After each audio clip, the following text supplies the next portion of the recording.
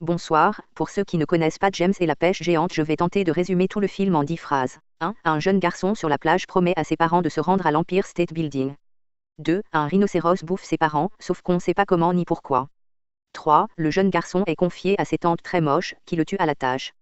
4. Le jeune garçon s'appelle James, on le sait car il chante Je m'appelle James. Moi je suis James. 5. Un papy-louche sait maintenant qu'il s'appelle James, et lui propose des asticots magiques. 6. James fait tomber les asticots magiques, qui rentrent dans une pêche et la rendent géante. 7. James croque un morceau de pêche dans lequel il y a un asticot, mais il ne devient pas géant. Juste un personnage de cartoon. 8. James rencontre d'autres personnages de cartoon dans la pêche et chante à propos de manger la pêche.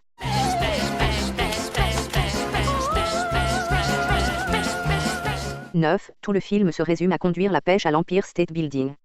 10. Les tantes retrouvent James à l'Empire State Building et tentent de le tuer, mais le bien triomphe et James habite maintenant dans le noyau de la pêche. Maintenant 10 bonnes raisons de se tenir loin de ce film. Le film est relativement lent et très répétitif, c'est un road trip dans une pêche. Une pêche, ça devrait être méga original, mais le film reste téléphoné et prévisible.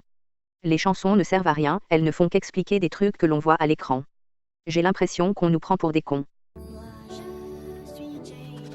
Les personnages des insectes ne sont pas attachants et sont très moches. Mais ils ne sont pas aussi moches que les tantes, voilà.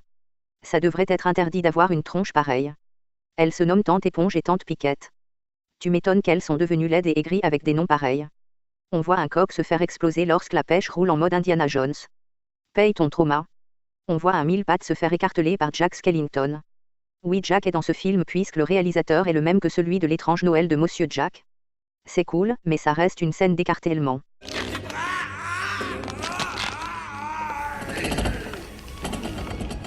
On a une scène de cauchemar méga creepy, dessinée à la Angela Anaconda, où les tantes envoient le rhinocéros dans la gueule de James, qui est représenté en chenille avec une tête humaine. Chacun ses kinks. Même si c'est un kink très spécifique. J'ai d'ailleurs un problème avec le rhinocéros. Dans le livre, un rhinocéros a buté les parents de James aussi. Mais il s'agit d'un vrai rhinocéros. Un rhino échappé d'un zoo. Là, c'est un rhinocéros fait de nuages. C'est quoi ce choix de merde? Comment a-t-il pu les tuer? C'est métaphorique peut-être. Si ça représente en réalité la foudre qui s'est abattue sur la plage, laissez-moi vous dire que c'est un sacré coup de veine que l'orage se soit abattu uniquement sur les parents. Et non sur James qui était pourtant pile entre les deux gaillards. Et enfin mon plus gros problème avec ce film c'est le choix du fruit. Pourquoi une pêche hein? C'est même pas bon les pêches. Si ça s'était passé dans une pastèque je dis pas non, mais alors là. Du brun. C'était 10 bonnes raisons de ne pas regarder ce film.